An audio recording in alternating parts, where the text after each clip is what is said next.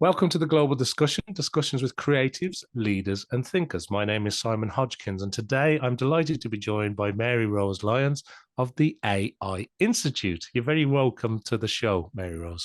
Thank you for having me. Well, let's begin. Let me ask you to introduce yourself. Tell us all about the work that you're involved in, and maybe a little bit as well about the AI Institute. So over to you, Maryrose. Great, thank you very much. I am a future-focused marketer, and I have built my business of old, which is called Brightspark, which I've had for 20 years. I've built that business around using tools. In fact, when I was celebrating 18 years in business, I created an ebook of 42 tools you need to use to grow your business. So I've always been tools girl, and I've always been very good at kind of guessing what trends are going to stick. So you can imagine my excitement around the 30th of November 2022 when ChatGPT launched. And I was just so excited. I was so bowled over. I was actually delivering a training on the 1st of December. It was to a group of hoteliers, and I was literally going, wait till you see this thing. And that was the start of my demos. So I suppose I'm on a mission really to help other people. It started out as other marketers to use ChatGPT and AI to augment the way they do their work. Because if you don't, you're going to get left behind. And if you do, you're going to have just a lot more time to spend on other things. You can be more productive, and the quality of what you can produce can be better. Well, thanks for sharing that. And I know you've been involved in this digital marketing tools world, and I suppose in today's parlance, we talk a lot about maybe the marketing tech stack and all the tools that we use in marketing. And it's changed fundamentally, hasn't it? As you say, this big juggernaut has came by called artificial intelligence or generative AI, and ChatGPT and many others are available now. But you also touched on an important point, which I want to maybe ask you a little bit more about, which is getting it to improve efficiencies, getting it to help you to be more effective. And people are spending a lot of time maybe testing and trialing, but you must be able to identify where people can maybe really benefit from the world of AI, as opposed to just spend so much time analyzing all the tools, all the news, and all the noise that's generated by AI at the moment. Is that right, Maryrose? Absolutely, and there's been quite a lot of noise in recent times with the corporate kerfuffle going on over in OpenAI, which I am not going to talk about because, as I said when that all happened and when it broke, I'm a marketer. I'm not a corporate financier. I'm not a VC investor. I just use the tools. So yeah, there is a lot of noise. We're living in a hype cycle. I spent the start of this year, I spent the first 3 months of this year in a state of utter paranoia that there's so many tools. How am I going to test them? How am I going to work them? You know, I just was breaking out in hives at what's out there. But then I worked out a kind of a curated set that worked for me as a marketer. Then I worked out kind of curated ways to work them. I use some for some things, others for other things. And then I put all of this into my first course, which was literally, I kind of tentatively brought it to market going, this is AI for marketers. And I kind of thought like, well, other marketers want to learn from me. And it just sold out instantly. And I went, okay, cool. I'll do it again next month. So obviously the entire slide deck changed because in a month, you know, a lot of things happen. And then the next one sold out instantly, and so on and so on. And that has been this year. And I've even got to the stage starting from around September and October, where people who did the course at the start, they're coming back and they want refreshers. It's that engaged, it's that exciting, it's that fast changing. And I'm kind of positioning myself with my new business, which is called the AI Institute. I've got together with some other course creators who are not just marketers. We can talk about them in a moment, but I basically brought some people together and we're offering courses for people who need and who know and recognize that they want to get in on this, but they don't know where to start. And I promise you, there's from the very beginning, ChatGPT AI for beginners, right through to courses aimed at IT departments who are tasked by their CTO to bring AI. Yeah, and I really do like the fact that you're almost creating this hub, if I can use that term, of Yeah. experts and courses and helpful guides and information around this AI Institute. And as you say, from people that are maybe still trying to understand what's going on here, grasping the basics, starting to use the tools and getting that wow moment that we've all experienced. Right through to the IT director who's maybe been said, like, how are we implementing AI? How is it helping our business go faster, scale more, improve efficiencies? And there's an awful lot of requirements there. One of the Mm. questions, though, is do you touch on anything around AI ethics, the data privacy? Because that is a question that comes up a lot when I'm talking to maybe other business owners. Yes, it's a very good question. I'm really glad you asked it because we need to think about this.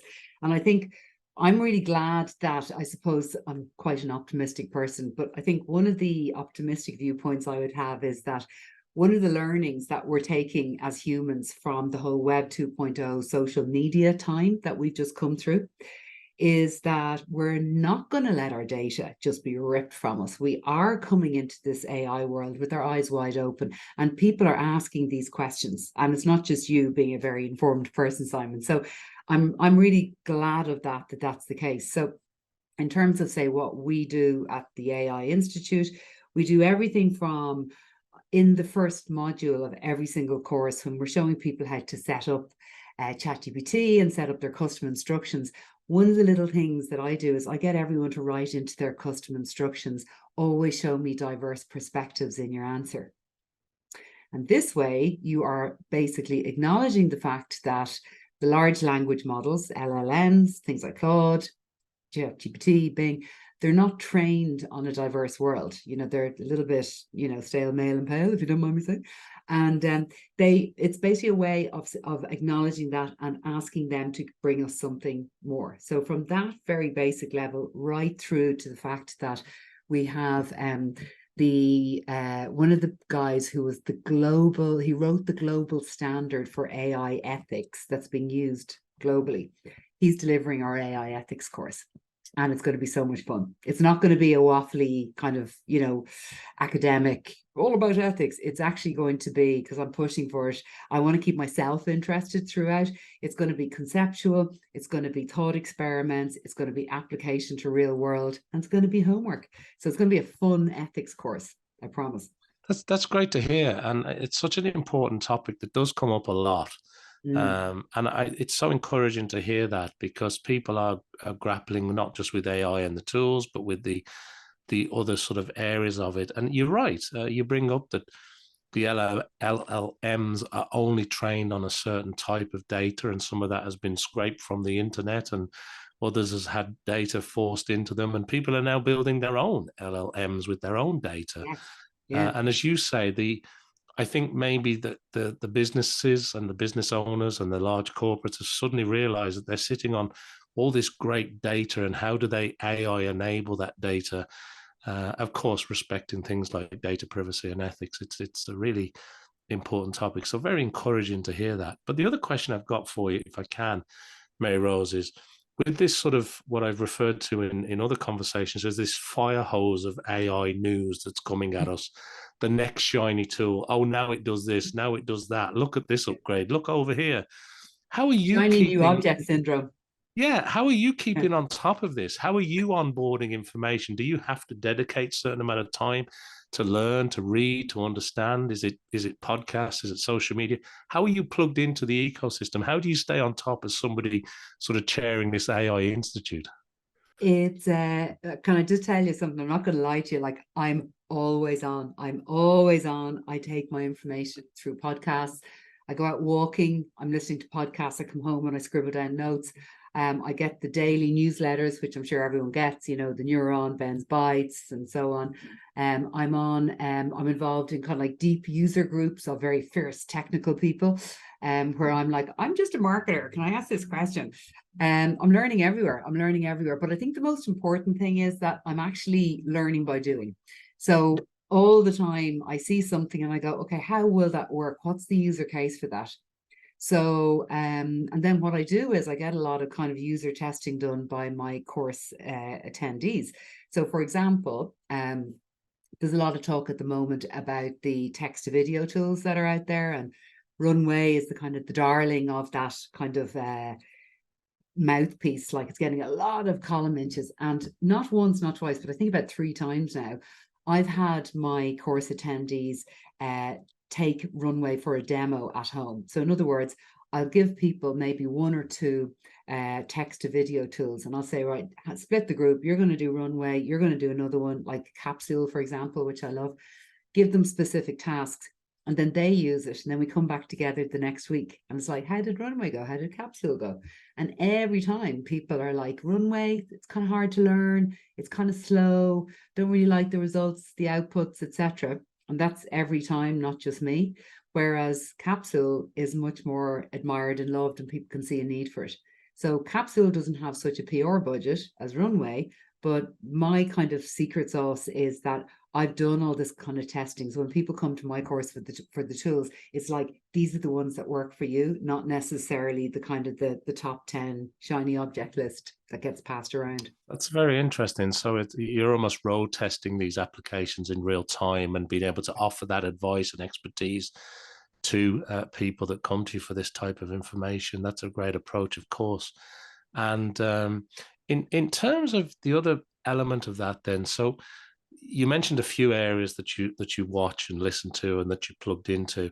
Is there any area in particular that inspires you the most? Is there anybody in this space that you admire that you think's great? And also, what do you think is some of the biggest advantages for people today that are entering and using AI to help them, whether it's in a personal brand or a business perspective? Yeah, well, I'll answer that first by sharing some of the resources that I love the most. I follow and read and consume so much. But I would say off the top of my head, my favorite YouTubers would be our very own from Ireland, Kieran Flanagan and Kip Bodnar. They have a really cool podcast, which I consume on YouTube, called Marketing Against the Grain. So Kieran is the CMO of Zapier, and Kip is the CMO of HubSpot, and they're buddies and they're friends, but they're really good and they have really good guests on. So that would be one. I love Megan Keeney Anderson, who's the CMO of Jasper, which is it's like a it's a kind of a teams-based approach to using ChatGPT. I love her. She shares loads of cool stuff, and I actually got to meet her at SaaStock this year. I was quite fangirl about that. Who else do I love? Trust Insights. When I first started getting into AI back in 2017, I was at the Social Media Marketing World Conference in San Diego, and there I met the team from Trust Insights, and I was just mesmerized by what they had to say. So they share really good content by newsletter. So they'd be like kind of a LinkedIn person, a YouTube, and a newsletter. So I hope that answers the first part of the question. So what you were saying was like how people can use AI tools to get on, is it? Yeah.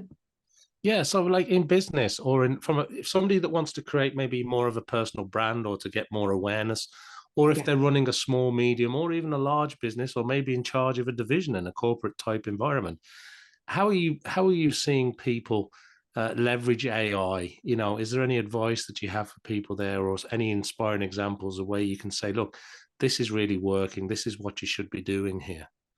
So as I hear you rightly, so we want tips for small, medium, and large, and we want personal brand and tech and all the stuff. So that's pretty much, I don't want to sound like a salesperson, that's like all our courses pretty much.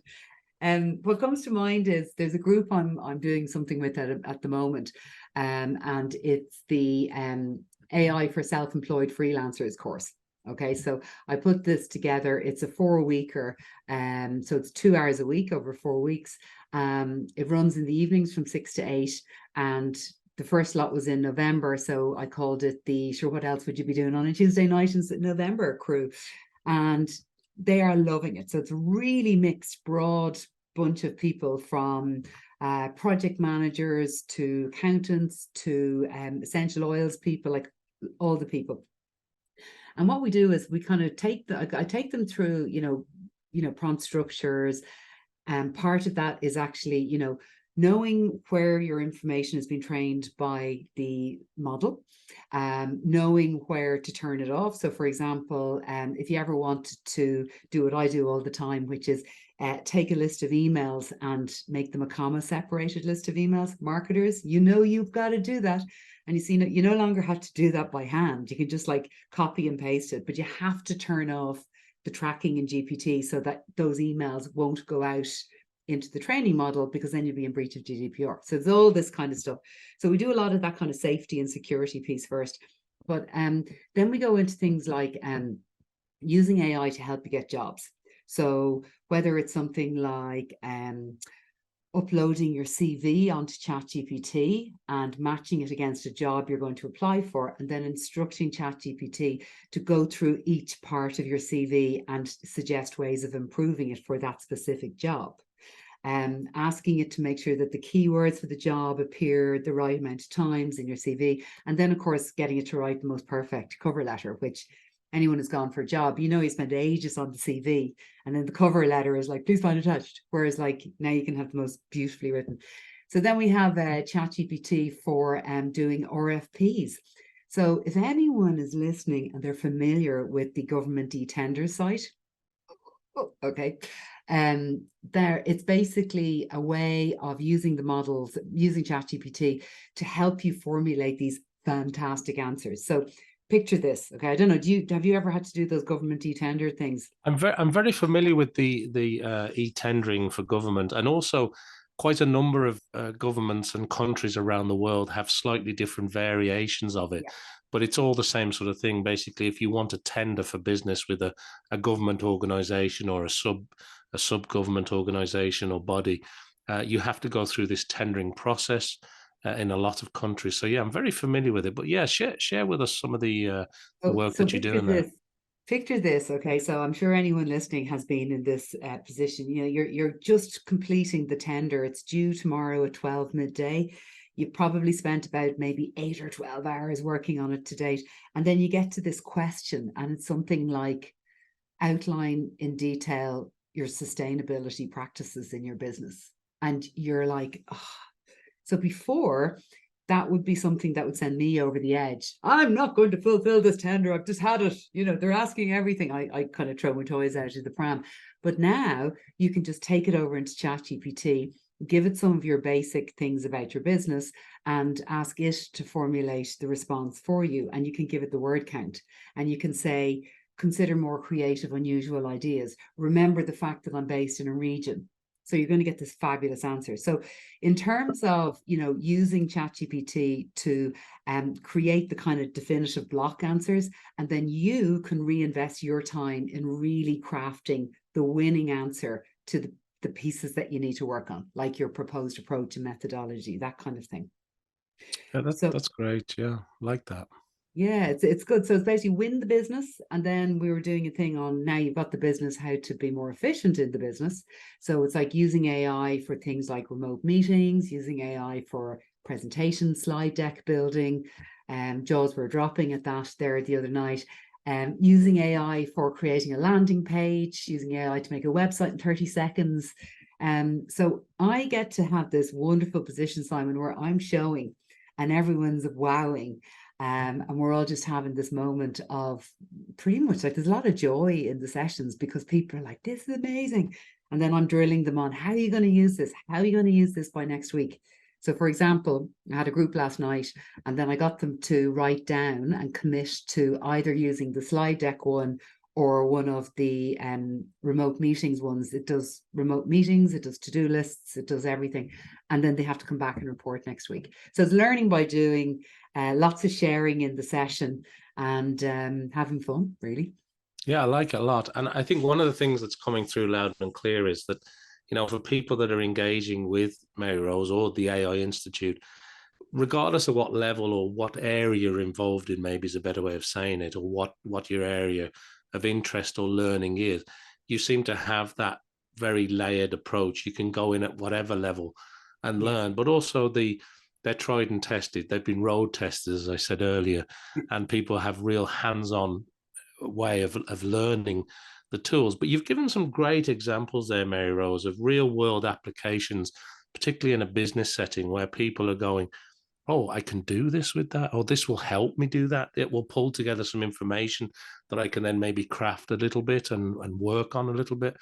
And to that point, you've mentioned the word prompting a little while. And I know there's lots of column inches and podcasts talk about prompting and the do's and don'ts, but do you often find yourself asked that question? Because, we often hear that if you ask a better question, you can get a better answer. And in the world of prompting, there seems to be some do's and don'ts. There seems to be the way that you work with the AI tool in question to maybe get it to understand exactly what you're looking for. And how much work, or how many times do you get asked that question? Because I'm sure it must come up a lot.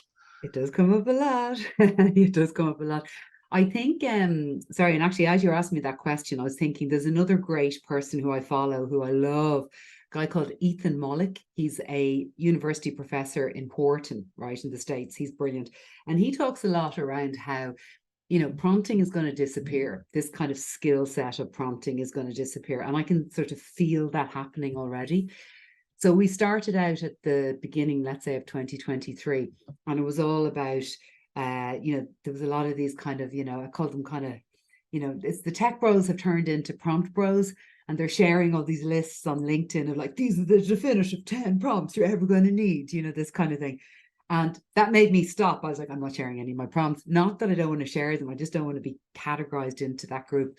Because if you actually do what I do, I'm the person who goes out and tests all their prompts, and I'm like, half of them are not very good at all.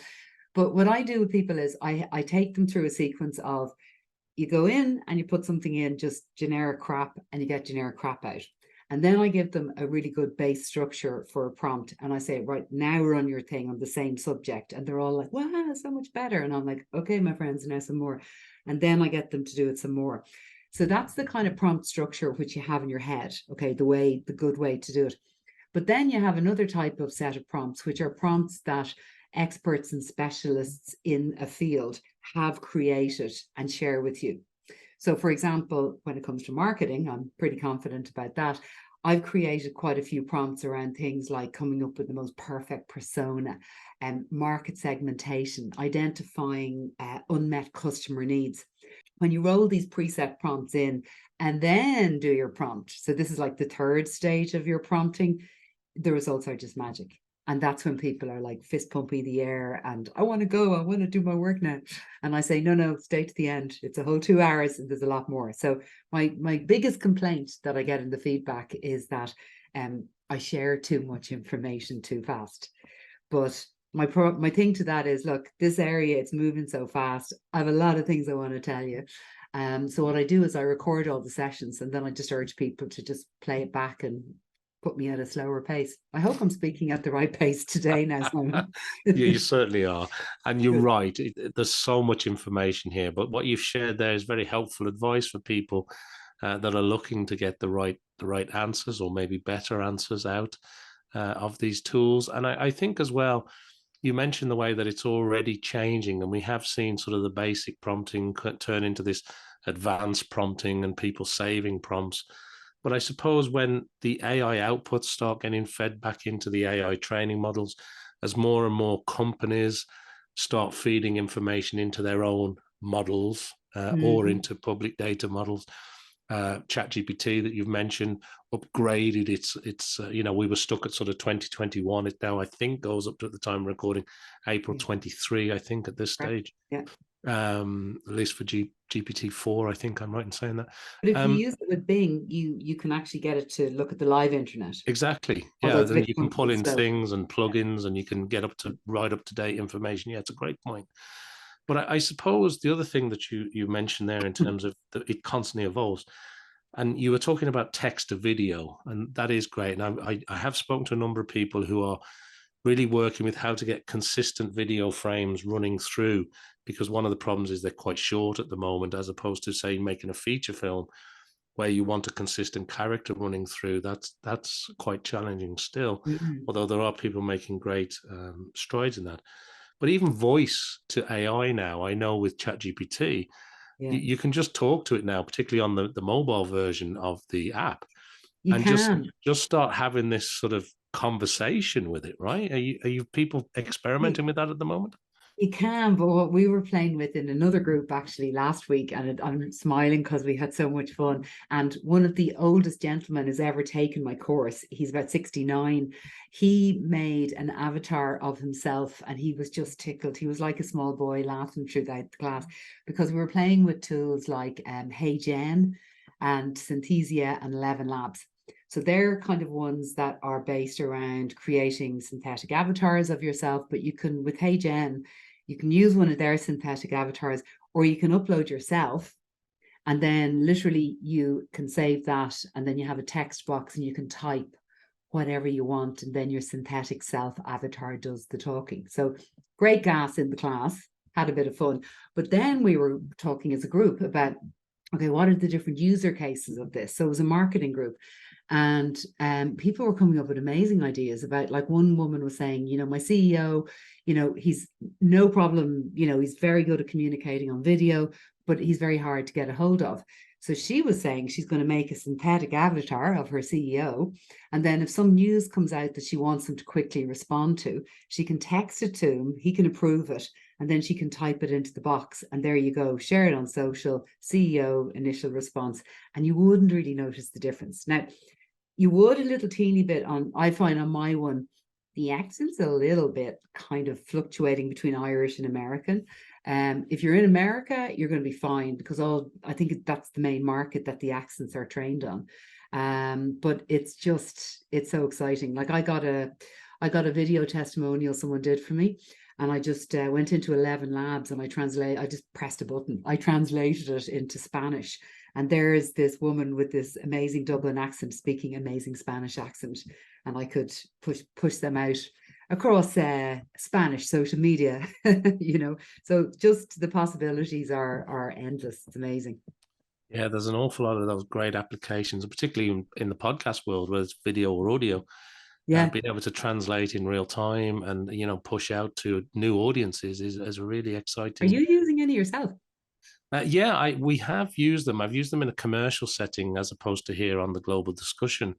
But we have used them quite a lot in commercial settings. And I think for podcasters or for people that are trying to reach international audiences with their content, being able to see Maryrose or Simon speaking fluent French or German or Yeah. Spanish or Italian or whatever, I think that really does change the market fundamentals, I think. And from the tests that I've been running, they're pretty accurate. They're pretty good, and the accents and the lip syncing it's so it's very hard to spot sometimes. 98% of the way Yeah, there. yeah, And I here would we agree. are, not even 1 year I'd in. say 95, 98%. It's not bad. Yeah. Yeah, Yeah. which is Pretty good. compared to what we could do before, it's mind blowing. But Yeah. it's funny, as humans, we have this little sense we can tell something's slightly off, don't we? We have this Yes. sort of extra ability in there, this human element. It's our It does spidey bring sense. me on to something I want to ask you, though, if I can, Maryrose, because I don't want to run out of time without squeezing these questions in.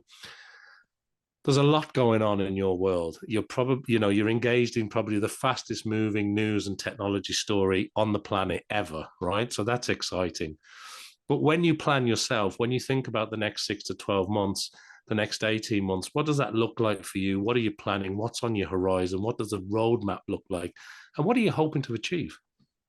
Thanks a million for asking that question. I have a roadmap, but it's loose ideas set out because obviously things are changing so fast. My immediate push is I am launching the AI Institute, as I said. Not going to go on about that too much. So we're going to have a version 1 minimum viable product that's going to come to market. People can come in, they can browse the courses. That's not unlike anything you've seen before, or that is like something you've seen before. The next phase will be a more avatar-led sense of the same courses. We'll have done a lot of data analytics to see what resonates well with our audience, and then we can deliver them by avatar when it's at 100%. It's not ready yet. That's why I'll be watching. And as soon as I see them ready to go, boom. The next phase is another phase, which I suppose I should really keep under wraps because I'm not going to be sharing it to a global audience in case someone else takes it, but it's actually more exciting. It's more really fully utilizing AI so that every learner has their own unique experience, so that you come on, for example, and you might learn in a certain way, and you might come with a certain skill set and knowledge, you will have a different experience to me, all on the same platform. So maybe ask me back in a couple of months and let me give you an update on where they're at. I'd love to come back. Well, that sounds exciting, Maryrose. And look, you're going to have a busy 12 months, whatever happens, that's for sure. And yeah, really exciting as well in terms of the content creation and the avatar aspects of it, because that is getting more and more sophisticated every day. I check in on it.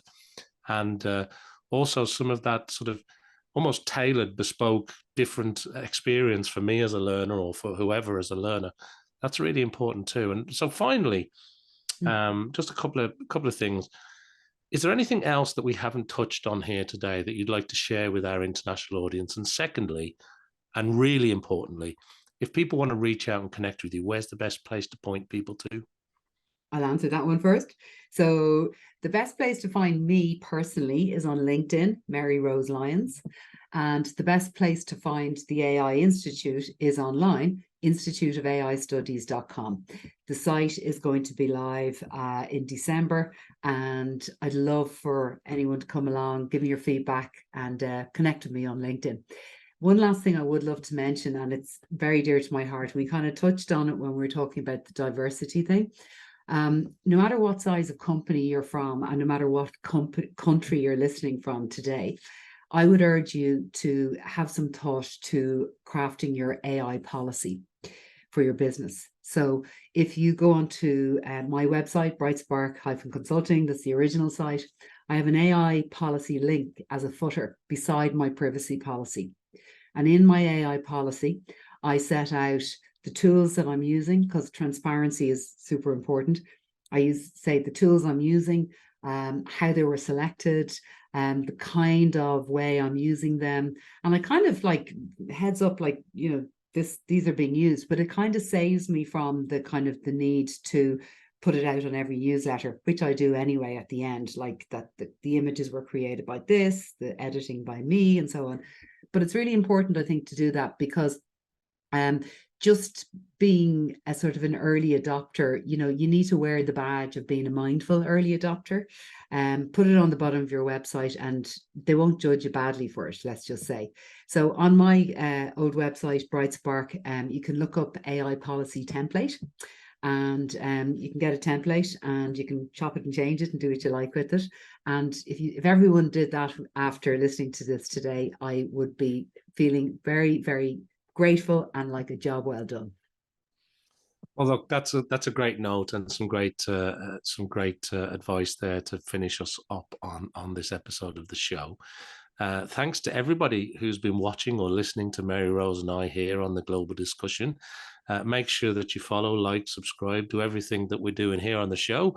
Make sure that you check back in on us for some more discussions with creatives and leaders and thinkers, just like Maryrose. And of course, go and check out everything that's happening at the AI Institute. Really worth your time. So thank you so much indeed, Maryrose. It's been wonderful to talk to you again today. And you too. Thanks, Simon. Bye.